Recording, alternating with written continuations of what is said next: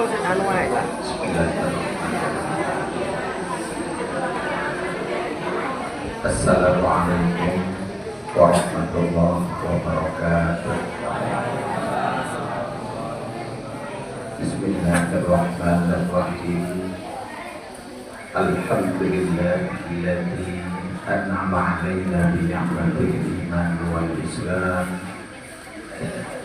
Wassalatu wassalamu ala sayyidina Muhammadin wa ala alihi wa sahbihi ajma'in. Subhanaka la ilma lana illa ma 'allamtana innaka antal alimul hakim. Wala haula wala quwwata illa billahil aliyyil azim. Ila hadratin Nabi Mustafa Muhammad sallallahu alaihi wasallam wa ala alihi wa ashabihi kiram syai'in lillahi lahumul fatihah. A'udzu billahi minasy syaithanir rajim. Bismillahirrahmanirrahim. Alhamdulillahi rabbil alamin. Ar-Rahmanir Rahim. Maliki yaumiddin. Iyyaka na'budu wa iyyaka nasta'in. Ihdinas siratal mustaqim. Siratal ladzina an'amta 'alaihim ghairil maghdubi 'alaihim waladdallin. Amin. Bismillahirrahmanirrahim. Halaman 5 kalau saya baca kita. Al-Hajj wal Umrah. Apa pengertian haji dan umrah? Ya, halaman 5. Labbaik Allahumma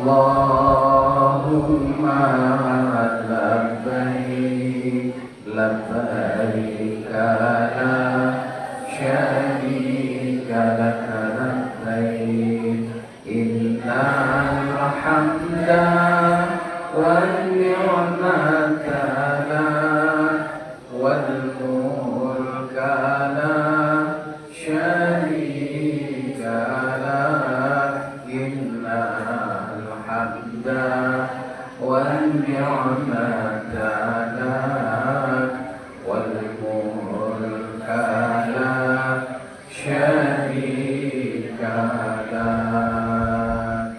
Bismillahirrahmanirrahim.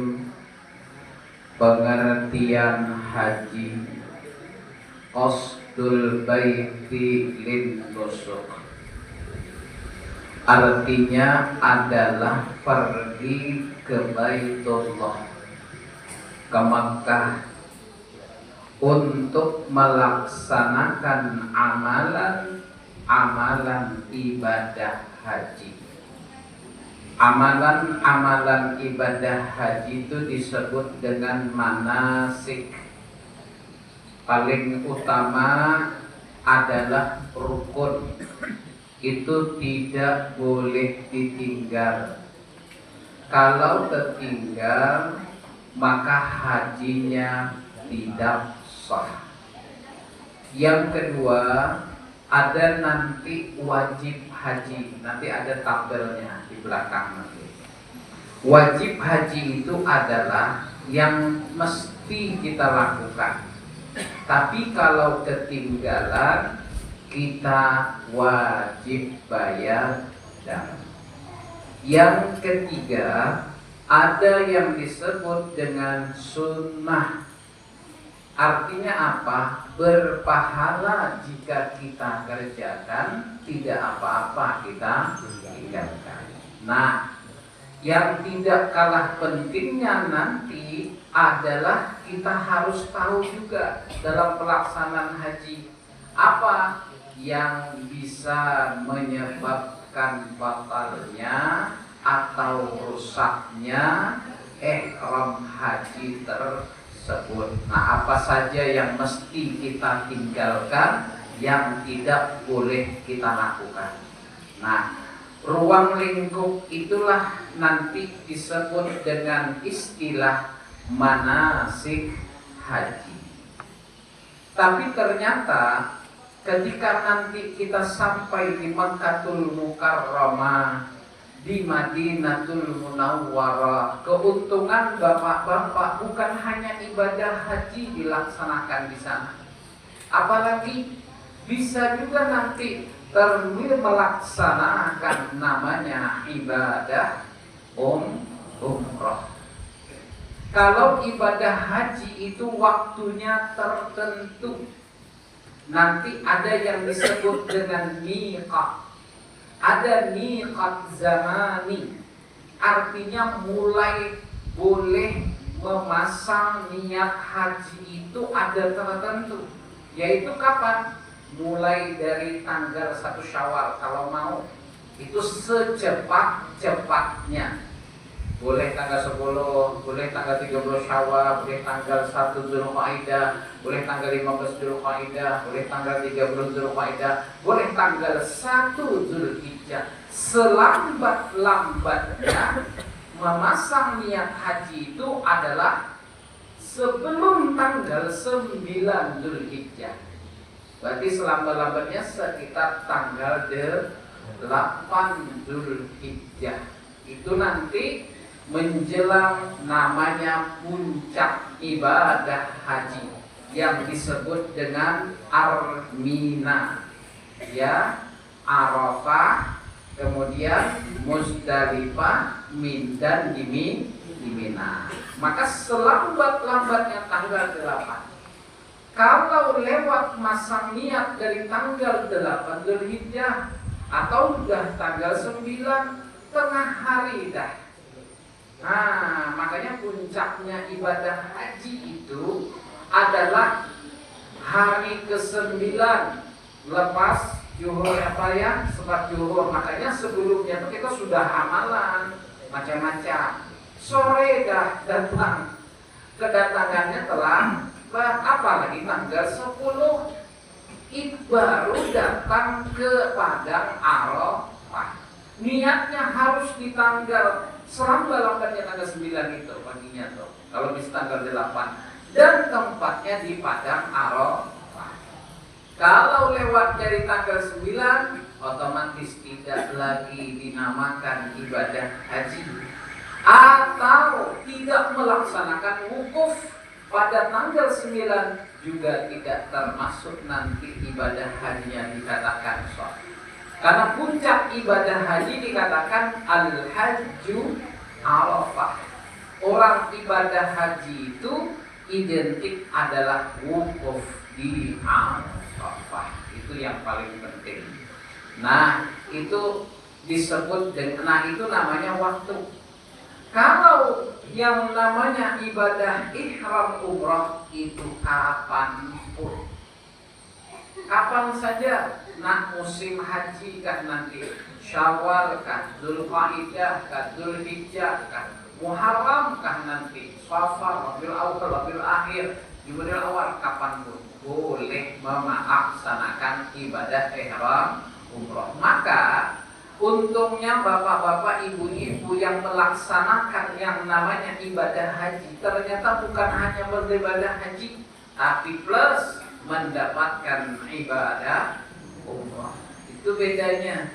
Kalau kita orang-orang sekarang pergi kemana, ke Mekah, ngapa umrah, berarti cuma bisa umrah, tidak ada bisa melaksanakan yang disebut ibadah atau ihram haji.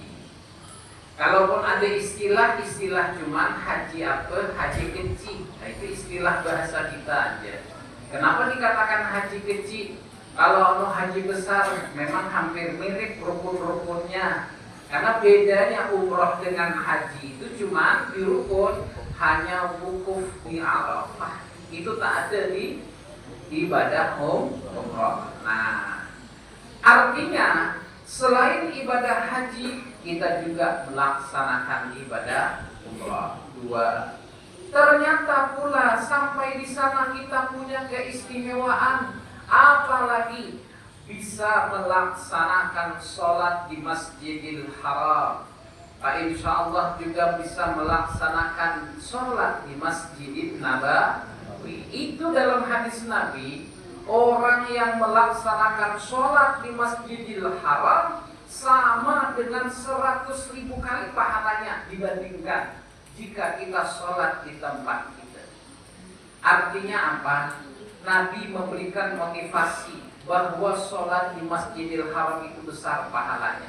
Nah, 3 Masjidil Haram, kemudian Masjid Nabawi. Jadi kesempatan kita Allah berikan, paling tidak kita awali dengan niat, dengan tekad yang kuat bahwa saya 2026 ini insya Allah bisa melaksanakan ibadah haji. Niat yang kuat, 1, ditambah dengan apa? Rajin menabung. Duitnya ada sudah, setelah dari itu 25 juta. Cuman pembayarannya pelunasan sampai berarti sekitar 25 kurang lebih lah lagi. Berarti sudah tekad yang kuat, mau tidak mau harus diiringi rajin menabung. Di balik kata-kata rajin menabung, kurangi belanja yang kada-karuan. Kira-kira biasa seminggu 3 kali belanja online, kurangi seminggu sekali jadilah. Ya, itu motivasi. Karena kadang-kadang bisa aja yang sesuatu yang sudah kita rencanakan bisa saja tak sesuai dengan apa yang kita harapkan.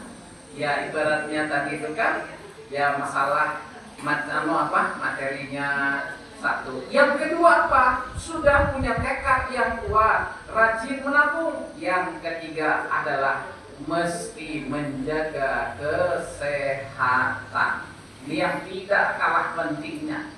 Walaupun panggilan ibaratnya tahun ini sudah pasti ada nomor kursinya, duitnya sudah ada, mohon maaf kalau sakit, mohon maaf panitia tidak disebutlah nanti lambung sehat, tidak, aku nak pergi bagaimanapun. Makanya orang hamil pun diperiksa tidak nanti nak pergi, ini katanya PIC nih, tidak bisa. Nah apalagi kalau kita sakit yang susah nak pergi bagaimana, maka penting kita niat yang kuat, istilahnya siapkan dananya yang baik, kemudian kesehatan dijaga. Penting sangat mengkombinasikan hal-hal yang sesuatu yang baik, diniati dengan baik, dilaksanakan dengan baik, insya Allah akan mendapatkan hasil yang baik. Ma asyraqat bidayatu asyraqat nihayatu, kata Imam Ibnu Athaillah dalam kitab Zubatnya,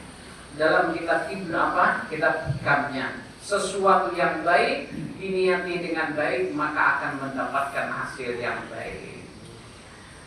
Dalil kewajiban ibadah haji. Dasarnya apa pelaksanaan ibadah haji? Yang jelas kita tahu termasuk daripada salah satu rukun Islam yang 5. Yaitu apa? Dalil Al-Quran. Walillahi 'alan nasi hijjul baiti man istata'a ilaihi sabila. Dan wajib karena Allah. Jadi ibadah haji ini wajib niatnya semata-mata karena Allah. Terbagi atas manusia hijjul baiti untuk melaksanakan ibadah haji ke Baitullah. Siapa yang wajib itu? Apakah semua orang Islam?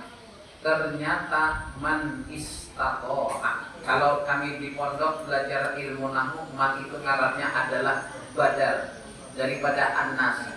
Rupanya yang wajib itu adalah man istata'a ilaihi, orang yang sudah cukup ongkosnya, orang yang sudah cukup perjalanan pergi pulang dan keluarga yang ditinggalkannya. Nah, kalau zaman dulu kan tak ada istilah ngantri. Pokoknya kalau zaman dulu ya, sebelum kami itu kemarin 2007 masih ngantri. Mungkin tahun 2000-an belum ngantri kali. Ya 20 tahun 2000-an sebelum nanti. Pokoknya kalau sudah ada duit, cukup pergi, pulang, dan keluarga yang ditinggalkan selama kita pergi ada, maka kewajiban itu ada pundak kita. Nah, lalu kita melaksanakan ibadah haji yang jalan Allah lillah, karena Allah. Nah, ini yang istilah bahasa ilmu tasawuf yang disebut dengan ikhlas semata-mata karena Allah. Makanya tak boleh ada niat nanti kalau sudah pergi ke sana, ngapa bahasa dalam Al-Quran nanti di belakang tuh niat aku nak berdagang atau yang lain. Artinya apa intinya? Niat betul-betul ikhlas karena Allah, memenuhi panggilan Allah.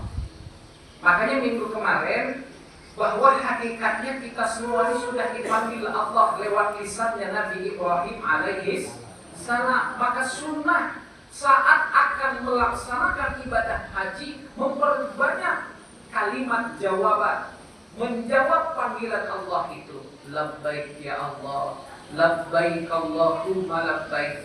Kami datang ya Allah memenuhi panggilan-Mu. Nah, itu kesunahannya.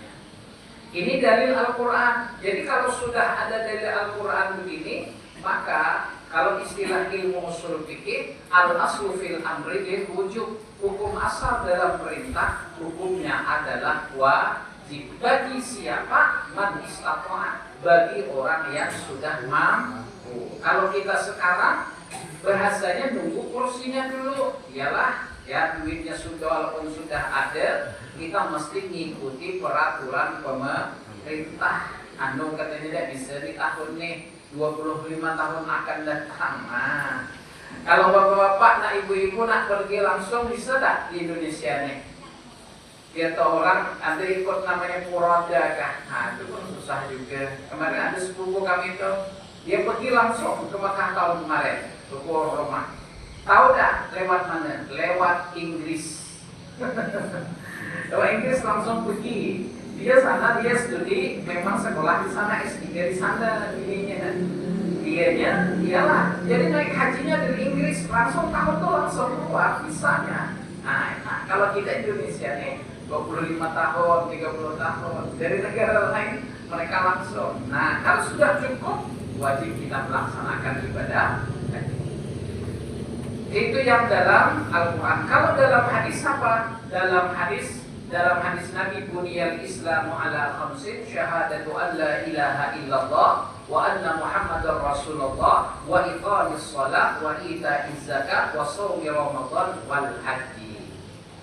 Dasarnya adalah hadis Nabi yang menyatakan Islam itu dibangun atas 5 dasar. Maka orang Islam tidak boleh lepas dari 5 nih. Yang pertama adalah 2 kalimat syahadat. Hubungannya orang Islam, orang itu dikatakan Islam, umpama ada orang kafir, cukup dengan kalimat asyhadu an la ilaha illallah wa asyhadu anna Muhammadar Rasulullah. Islam orang. Lalu dalam prakteknya kalau kita orang Islam sudah baligh, berakal, memenuhi syaratlah sudah, maka wajib bapak-bapak, ibu-ibu membaca 2 kalimat syahadat itu dalam sehari semalam minimal 5 kali. Kenapa 5 kali itu? Minimal di dalam sholat. Berarti kalau kita tidak membaca 2 kalimat syahadat, mohon maaf, sholat tidak membaca 2 kalimat syahadat, tasyahudnya tidak sah. Tasyahud tidak sah, sholat tidak sah.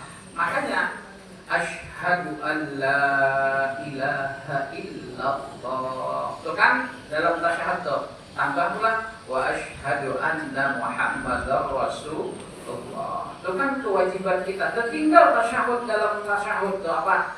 Syahadat dalam tasyahud. Tak sah tasyahudnya, sholatnya pun otomatis tidak sah. Lalu yang kedua ini dasar. Inilah yang disebutkan 2 kalimat syahadat ini, yaitu syahadat tauhid dan syahadat rasul, disebut dengan i'tiqad. disebut dengan keyakinan. Fondasi dasar kita umat Islam harus ada dasar namanya i'tiqad, keyakinan bahwasanya tidak ada Tuhan yang disembah melainkan Allah. Nabi Muhammad adalah utusan Allah. Karena kalau kita mengerjakan syariat fikih cuman ibadah sholat, ibadah puasa sampai haji, tapi hatinya i'tiqadnya tidak benar, salah. Apa katanya dalam istilahnya tuh? Nah, yang apa? Bahasanya umpamanya kalau dia sholat, aku sembahyang katanya di belakang tihang, aku nak coba tihang. Umpama. Tapi kalau orang benar, walaupun nak di belakang tihang kah, nak di belakang mobil kah, nak di belakang patung seumpama kan, tapi tempat umum lah umpamanya di mana ke di belakang apa, tapi keyakinannya hanya fokus kepada Allah. Nah, itu sebagai dasar kita dulu yang disebut dengan i'tiqad. Lalu yang kedua disebutkan iqamis shalah, namanya syariat. Syariat itu apa? Hari ibadah hari-hari yang kita laksanakan. Yang paling utama adalah ibadah sholat. Maka besok kalau sampai di Mekah, di Madinah beribadah haji, mau tidak mau sholat ini tidak ada lagi. Kita permasalahkan, tetap sholat adalah kewajiban. Mau itu tidak ada yang kita bahas lagi lah sholat. Kenapa? Jelas sudah kewajiban kita sebagai seorang Muslim. Justru dengan ibadah sholat di Makkah berlipat-lipat ganda pahalanya sampai di Masjidil Haram tadi berapa? 100.000 kali. Kalau di Masjid Nabawi berlipat gandanya sampai 1.000 kali. Artinya disitulah kita manfaatkan sebaik mungkin. Nah, disebutlah dengan ibadah syariat. Yang dikatakan Nabi apa? Man aqamaha faqad aqamaddin. Orang yang kalau melaksanakan ibadah sholat maka dia mendirikan agama dalam dirinya. Cuman wa man tarakaha, siapa meninggalkan, faqad hadamaddin, maka dia meruntuhkan agama dalam dirinya. Artinya dasar utama sebagai kegiatan dalam syariat adalah melaksanakan ibadah kewajiban sholat. Maka alhamdulillah lah kita oleh orang tua kita, guru kita sudah menyampaikan, bahkan kita belajar terus dari kecil sampai sekarang tentang kewajiban sholat. Apa yang belum, apa yang kurang kita perbaiki, kita sempurnakan. Nah, nanti jangan heran kalau di sana nanti masalah sembayangan tuh, jangan heran nanti. Baru orang salam belian. Nah, nanti ada hal-hal yang berbeda. Kita sini kan sudah assalamualaikum warahmatullah, assalamualaikum warahmatullah. Macam-macam dibaca kan?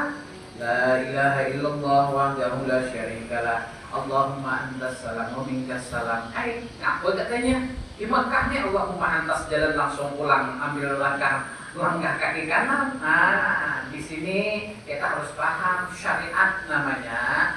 Apa yang kita lakukan setelah sholat, yang kita baca, yang kita wiridkan itu ajaran yang disebut dengan kesunahan. Sunnah. Kenapa membaca zikir la ilaha illallah? Itu ada hadisnya 10 kali. Baca ayat Quran, Allahumma antas salam. Nanti sampai amanah Rasul, ayat Al-Quran. Syahidallah, ayat Al-Quran. Allahumma a'inna ala dzikrika wa syukrika wa husni ibadatik. Itu hadis Nabi kepada sahabat Mu'adz bin Jabal. Allahumma a'inni ala dzikrika wa syukrika wa husni ibadatik. Baca subhanallah 33, alhamdulillah 33, Allahu akbar 33. Itu apa yang disampaikan Nabi kepada anaknya Fatimah.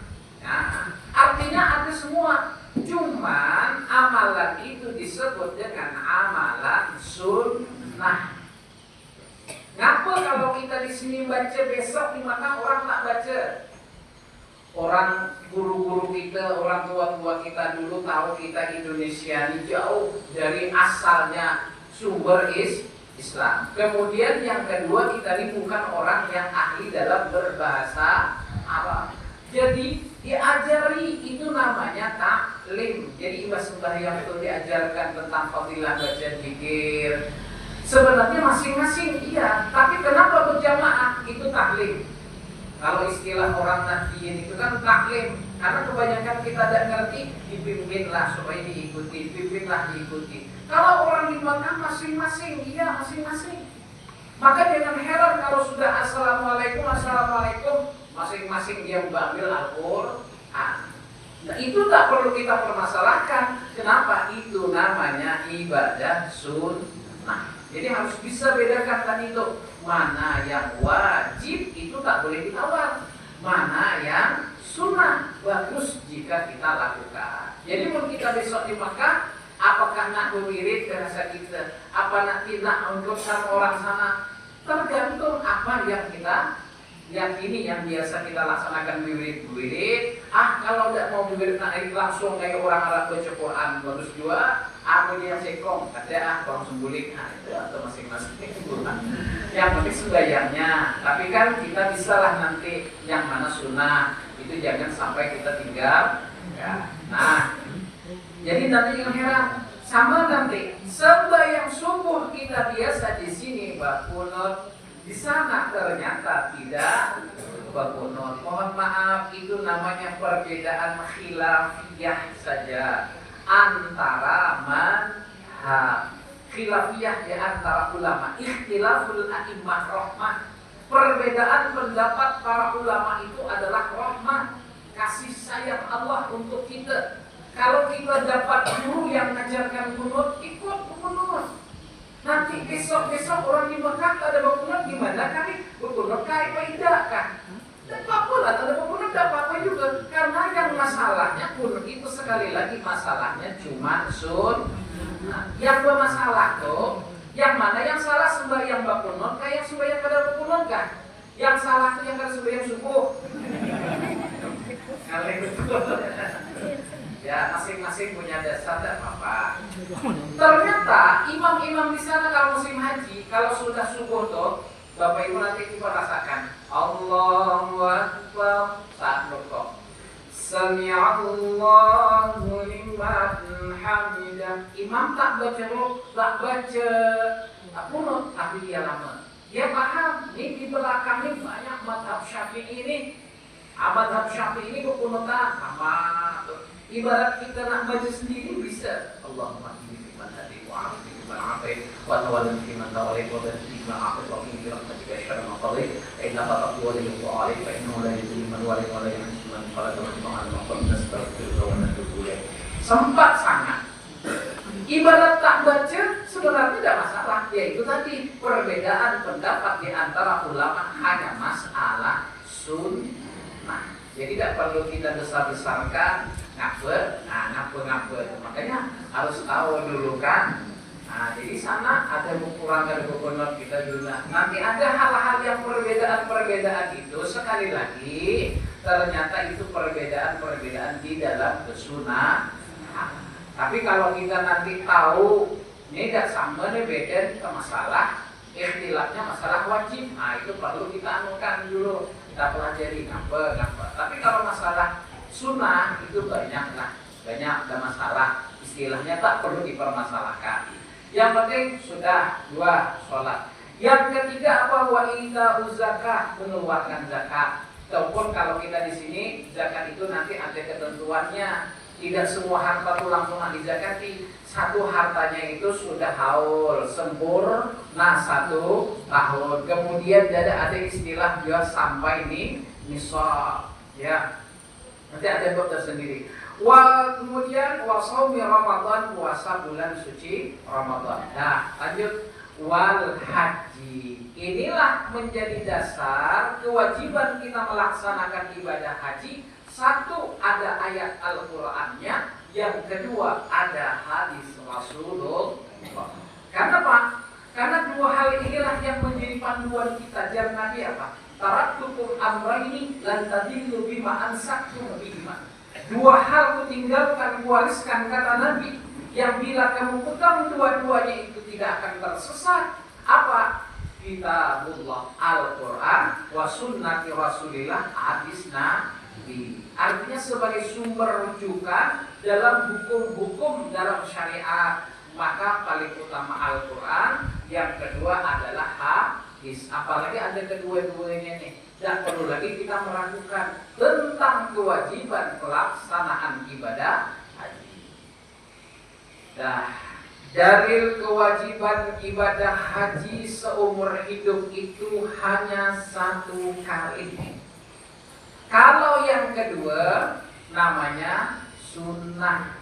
Yang ketiga hukumnya sunnah. Nah, itu harus bisa bedakan. Umpama duitnya ini ada cukup sudah untuk pergi melaksanakan ibadah haji. Kebetulan di samping rumah ada nak bikin madrasah atau majelis taklim untuk orang ramai ini tentangnya. Kemana kita gunakan? Silahkan. Kalau pertama kali kita nak naik haji, gunakan kepentingannya untuk naik haji. Kenapa? Kalau memang haji itu yang pertama yang disebut dengan hukum wajib. Tapi kalau sudah haji pertama, ibaratnya nak 2 kali cuma lagi duit, alhamdulillah ada di samping rumahnya ada nampaknya madrasah. Sudah orang lain dah, ini juga istilahnya kita lah nganu enak membangun ini tidak ada bertempat. Apakah duitnya kita gunakan bangun madrasah kepentingan umat, kemaslahatan anak orang banyak, atau kita pergi ibadah haji yang kedua? Maka posisi itu lebih bagus kita untuk kemaslahatan. Kenapa? Karena posisi yang kedua. Kedua, hukumnya hanyalah sunnah. Nah, jadi kewajiban itu hanya sekali seumur hidup. Dalam Al-Quran atau dalam hadis Nabi, a'udzubillahi minasyaitonirrajim, ya ayyuhan nas innallaha kataba 'alaikumul hajja fahujju. Faqala rajulun akullu 'amin ya Rasulullah? Apakah seumur setiap tahun kami berhaji ya Rasulullah? Pasal kata Nabi pun terdiam. Hatta qalaha, sehingga Nabi mengatakan salah 3 kali. Tsumma qala sallallahu alaihi wasallam, "Lau kuntu na'am lawajabat walam mastata'tu." Wahai manusia, sesungguhnya Allah telah membardukan atas kamu melaksanakan ibadah haji. Maka lalu Nabi berkata, seorang laki-laki bertanya, apakah setiap tahun ya Rasulullah? Rasulullah tidak menjawab. Hingga 3 kali laki-laki itu bertanya kepada Nabi. Kemudian Rasulullah bersabda, jika aku bersabda iya, niscaya wajib setiap tahun. Nabi tak jawab. Setiap tahun ya Nabi? Tidak, Nabi jawab. Setiap tahun ya Nabi? Tidak, Nabi jawab. Setiap tahun ya Nabi?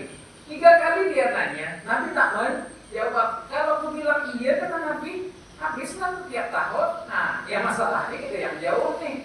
Nah, orang zaman dulu kok berapa bulan katanya 6 bulan naik kapal. Makanya orang beribadah haji kalau zaman dulu terasa niat.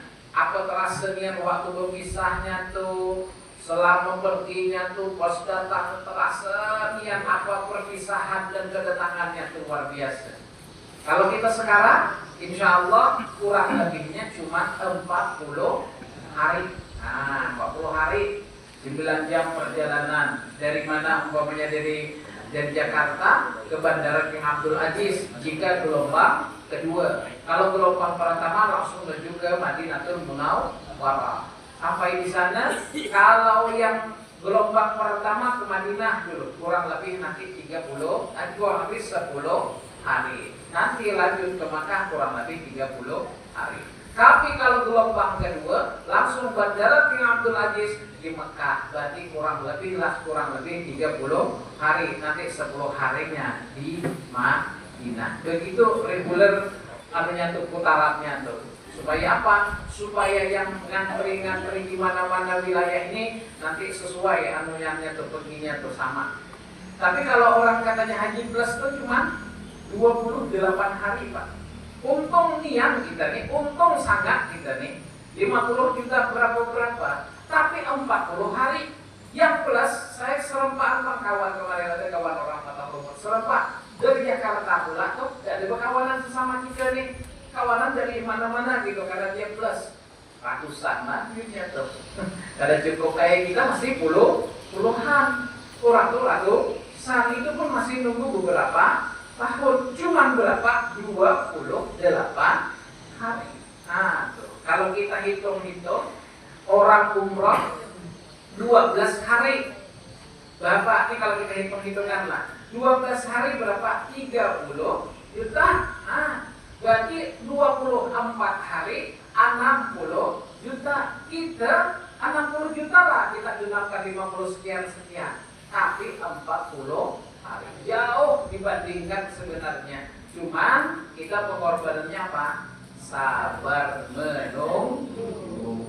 Nah, jadi untung sangat. Jadi manfaatkan betul kesempatan dalam melaksanakan ibadah.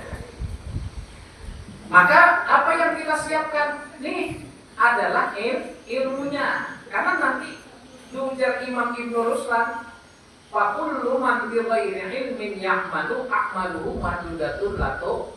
Sekali seumur hidup nila nampaknya kesempatan kita nak ibadah haji, tapi salah, tak tidak benar, tak sesuai tuntunan, akhirnya ibadahnya tidak diterima. Itu yang kita jaga. Kenapa belajar? Itu yang kita jaga. Fakullu man bi ghairi ilmin ya'malu. Orang yang beramal tapi tidak ada ilmu, a'maluhu mardudatun latu baru, amalnya ditolak, tidak diterima. Kata orang, sebelum masuk kota Mekah, masang niat di miqat. Di mana miqatnya? Inilah di bandara King Abdul Aziz. Langsunglah di situ berniat. Kalau yang berumrah niat umrah, yang berhaji niat haji. Ngeyer, aku nanti dia di hotel gitu. Nah, gak ngaleh itu. Dibilangin orang, karena gini Bapak Ibu, saat pertama kali nanti umpama gelombang kedua, nanti di bandara King Abdul Aziz itu langsunglah kita bersih, mandi segala macam, lalu pakaian ihram. Di situ ada dua nanti, ada yang niatnya ihram umrah, ada yang niatnya ihram haji. Kenapa? Tergantung nanti Bapak Ibu, ada yang disebut dengan haji ifrad, ada namanya haji taman. Ya aku bingung tentang haji ifrad di taman tok. Belum belajar lagi, nanti belajar, nanti tahu lah nanti. Kan? Kalau belum belajar bingung, apa haji ifrad, apa taman tok, apa pula umrah, apa haji. Orang ada haji, tidak apa pula niat umrah. Nah tuh, susah dibilangkan dong. Orang udah pernah belajar, pokoknya orang besok nak pergi. Besok nak anu jadi kata guru kemarin kan, guru besok nak pergi ke Makkah, besok hari ini juga baru nak belajar. Bingung, orang nak ngajari dia bingung, cuma sehari persiapan. Nah, kadang-kadang lewat dari Tuhan kan, melewati dari batas, akhirnya kena wajib bayar. Dan kadang-kadang sudah pakaian ihram, sekalinya orang di mana diwukuf di Arafah, sekali macam ke Sarawak, nah ke Sarawak pulang di dalam. Nah, tidak boleh ada lagi pakai celana-celana. Kadang-kadang saking anunya, saking menjaganya, karena dia menjaganya pakaian ihram sudah pas wukuf di Arafah, pakai kopiah, fisik kopiah, pakaian ihram. Ngapa? Aku nak foto dulu. Padahal belum selesai lagi ibadah hajinya tuh. Masih pakai ihram. Aku nak foto pakai kopiah. Bisa kopiah mau foto pakai ihram. Kalau orang paham lucu jadinya. Kenapa? Tak boleh saat itu menutup kepala. Makanya pentingnya kita nanti belajar. Itu baru hal-hal yang dasar saja dulu. Nanti apa-apa saja kalau sampai terlanggar, yang bayar dam, nanti guru kita kayak sampai sering dia sebelum membahas tentang pelanggaran sering detail beliau menjelaskan. Makanya dari Imam Ibnu Ruslan, fakullu man bi ghairi ilmin ya'malu a'maluhu mardudatun latu balu. Siapa yang beramal kada berilmu, maka amalnya ditolak, ibadahnya tidak diterima. Fakullu man bi ghairi ilmin ya'malu a'maluhu mardudatun la tuqbatu. Nek cara Jawa, sapa wonge sing ibadah tanpa ilmu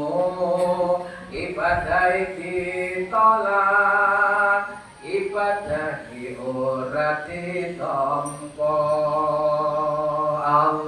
Allahumma sholli wa sallim ala sayyidina wa maulana Muhammadin adada ma fi ilmillahi salatan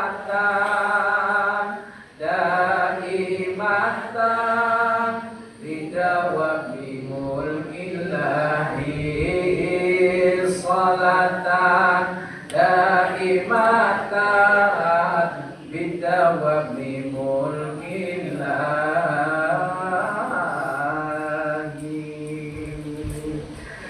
Yang pertama, kalau kita belajar seperti ini, satu, kita membuat dasar, yaitu ilmu. Yang kedua, tanpa kita sadari Bapak Ibu, setiap Senin Selasa, setiap Sabtu kumpul di sini. Dulu tak kenal siapa tuh, tak tahu siapa tuh. Sekarang kenalnya pun baru segitu-gitu. Tunggu nanti Bapak Ibu, sampai menjelang nanti nak pergi. Biasanya persaudaraan orang yang beribadah haji di sini berbulan-bulan belajar, di sana kena pula sekamar. Biasanya merasa nian alahan lagi dari kayak saudara sendiri. Artinya apa? Memperkokoh persaudaraan. Kalau kita jarang, apalagi tak ikut, ya tadi itu nak pergi besok baru nak belajar hari ini. Siapa kawan aku? Siapa ketua renduku? Siapa komandanku? Nah kan nanti kita kan bikin kelompok. Ada regunya berapa orang, yang 11 nih. Ada kelompok yang 40 orang nih. Siapa ketuanya? Apa yang mesti kita lakukan? Nah di situ nanti memupuk kebersamaan. Nah, apalagi Bapak Ibu nih naik tangga, naik turun. Nah, latihan di sini. Besok kurang lebih hotelnya nanti tangganya sampai 100. Ya Pak. Nanti ada hotel di Madinah, kami itu naik hotel Madinah besar dia 100 10 lah, 10 di ya 100 tinggi betul, 10 ikat. Tapi ya sampai harinya 1000 kamar katanya tuh. Coba nak turun, lantak orang di lantai 9. Ya Allah, hai. Nah, disinilah nih kebersamaan. Ya saya kok aku kada tahu lawangnya kayak apa cara bukanya. Mana ada lagi pakai pintu pakai insert, ada lagi di sana tuh. Ada lagi pakai pencet. Kalau yang tak tahu tuh bingung di kamar mana tuh dia. Maka pentingnya tuh pengetahuan dan sekarang satu. Yang kedua, kalau mengantri sekarang kita belajar nih pelan-pelan sekong yang terhadapan pinagaman di belakang dia lagi, tapi biasa di belakang dorong. Makasih, sampai betul. Sana mungkin dia bawa, kalau udah bawa sampai ke sana tuh, nah itu kali itu. Nah di sini udah latihan, terus Bapak Ibu sudah tadi latihan ngantri segala macam. Nah itu untungnya kita bisa punya kesempatan belajar sama nasib. Alamat haji mabrur, tanda-tanda orang itu disebut atau mendapatkan hajinya mabrur. Mabrur itu apa? Dari kata barra. Barra ya burru barran wa barran wa barru wa dzaka mabrurun barratun bagus. Baik. Karena setiap apa yang kita lakukan itu tidak lepas dari hal positif dan negatif. Tentunya apa yang kita lakukan itu berharap baik hasilnya, bagus nilainya, positif, hasil akhirnya. Apa tandanya orang itu mendapatkan haji mabrur? Walaupun kita tidak bisa mengklaim, tidak bisa mengatakan aku haji mabrur, tak bisa. Cuman bisa dilihat lewat tanda. Coba tengere. Apa tandanya? Kalau kita perhatikan setiap pelajar, apabila lulus dalam ujian terakhir, maka mereka mendapatkan syahadah ijazah sebagai tanda lulus. Kalau seorang yang ibadah haji, kalau seorang yang yang melakukan ibadah haji, apakah yang menjadi tanda lulusnya? Dijawab, tanda lulus buat orang yang ibadah haji itu adalah artinya hajinya baik, adalah amal perbuatannya itu lebih baik dari sebelum ia ibadah haji. Ini dikatakan oleh para ulama. Artinya apa? Ibadah haji itu bisa menjadi ajang pembiasaan diri. Bahasa orang sekarang bisa menjadi tempat training center, waktu pelatihan, bagaimana kita dilatih, dipupuk sabar dah kita di tengah orang banyak, kita dilatih dengan sabar dah kita, disiplin dah kita, segala macam. Maka di situ kita nanti akan berhadapan dengan jutaan orang. Bagaimana kita berhadapan langsung dengan Ka'bah, bagaimana kita melihat sesuatu yang tidak pernah kita lihat, bagaimananya. Maka paling tidak itu mestinya menjadi ajang dalam hati dan jiwa kita untuk introspeksi, untuk melihat apa kekuranganku, apa yang masih salah padaku. Makanya tidak heran kalau orang yang betul-betul ibadah haji berhadapan Ka'bah berlinang air mata. Ya Allah, setiap hari aku sujud menghadapmu ya Allah, tapi hari ini aku sudah melihat berhadapan langsung dengan Ka'bah.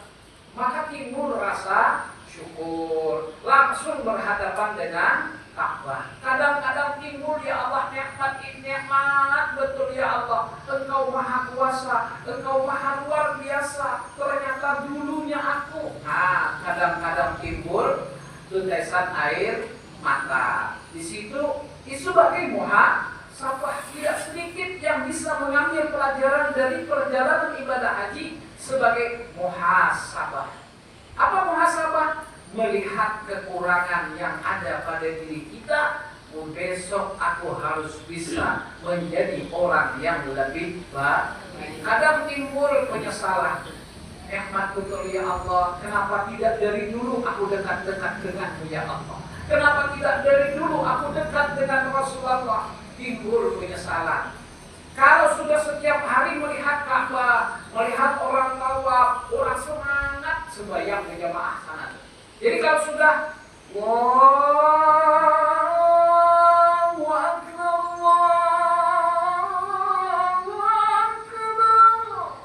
orang yang berjualan itu langsung seret, orang ramai berjualan. Kita bayar kita di kampung, ya Allah. Mendengar orang aja di kampung, serangan kaum di masjid. Ya Allah, itu gawianku berhari ya Allah. Aku yang murid kada bangun-bangun, aku yang begawi kada leren-leren. Aduh, kira bisa Bapak Ibu menyaksikan betapa semangatnya orang sholat jamaah tuh. Toko langsung tutup, gimana? Nah, tuh timbul penyesalan. Itu namanya muhasabah. Lalu kita petik buah-buah itu tuh. Kita ambil itu, maka menjadi bahan untuk merefleksi diri supaya menjadi lebih baik. Nah, itu namanya kita di orang menjadi pasien, mengambil hikmah, mengambil pelajaran dari apa yang kita saksikan. Jadi timbul kerinduan hari-hari. Tawari udah boleh haji gak pulang esok, ayo kamu nih kita berangkatan pulang. Nah, saking senangnya, mesti yang pulang haji tanyalah, berhaji tidak lagi, rugi tidak, kalau ingat tahun depan langsung. Nah, mesti begitu. Kerinduan itu tidak pernah kering dalam hati. Nah, ketika sudah mendapatkan ya nikmat, makanya datang ke sana itu penuh dengan hati tawadhu, dengan penuh kerendahan diri, bahwa kita datang ke rumah Allah. Maka kemarin jangan sampai ada istilah aku nih banyak masih dosa, asal ada cocok belum berhaji. Itulah jangan begitu. Kita datang ke rumah Allah. Kalau memang ada dosa, kita nak minta ampun sama Allah. Ibarat kita nak masih banyak lagi orang yang bisa, malah saatnya kita nak menambah pundi-pundi nilai-nilai pahala. Makanya tadi itu bayang situ sampai 100.000, sampai 10, sampai 1000 bandingannya. Disitulah saatnya kita nak menambah pundi-pundi amal. di kampung aku kulir nian ya Allah, susah nian aku ya Allah, bisalah aku nak nambahi. Nah, itu dilakukan setiap hari. Itulah yang akhirnya al-istiqomah khairun min alfi kalau pulang di kampung tuh kelihatan masih 40 hari pun bahasa kita tuh kadang-kadang aku belum parah, namun nikmat nian masih melaksanakan ibadah sembahyang inilah itulah. Maka orang-orang bahari itu orang bahari kami di kampung Kagum 40 hari ibadah haji itu belum lagi turun ke kabun. Kalau kita sekarang menyesuaikan lah ya kan. Kalau ada buka-buka toko dari pemasukan pula. Tutup berlebasan, tapi ya menyesuaikan lah. Saking menyesuaikan menikmati apa yang sudah kita rasakan. Tapi yang paling penting intinya adalah perubahan sesudah dari perjalanan ibadah haji saat kita di kampung halaman. Apa saja lagi nanti masih banyak lagi. Sampai sini jalan dulu ya. Kemarin saya lupa itu, bawakan salawat haji kemarin lupa. Itulah dan ingatkan. Sampai sini aja dulu. Wallahu a'lam bishawab. Al-Fatihah. A'udzubillahi minasyaitonir rajim. Bismillahirrahmanirrahim. Alhamdulillahi rabbil alamin. Arrahmanir rahim. Iyyaka na'budu wa iyyaka nasta'in. Ihdinas siratal mustaqim. Shiratal ladzina an'amta 'alaihim ghairil maghdubi 'alaihim waladdallin. Bismillahirrahmanirrahim. Alhamdulillahi rabbil alamin. Allahumma shalli wa sallim ala sayyidina Muhammadin salatan tubayyinuna biha hadi baitikal haram wa ziyarata qabri nabiyyika alaihi afdhalus salatu wassalam fi lutfi wa afiyati wa salamati wa bulughil maram wa ala alihi wa sahbihi wa barik wa sallim ajma'in. Allahumma jannibna bil afiyati was salamah wa a'idna bit taqwa wal istiqamah wa a'idna min mujibatin nadamah innaka sami'ud du'a. وصلى الله على سيدنا محمد وعلى آله وصحبه وبارك وسلم. سبحان ربك رب العزة عما يصفون وسلام على المرسلين والحمد لله رب العالمين.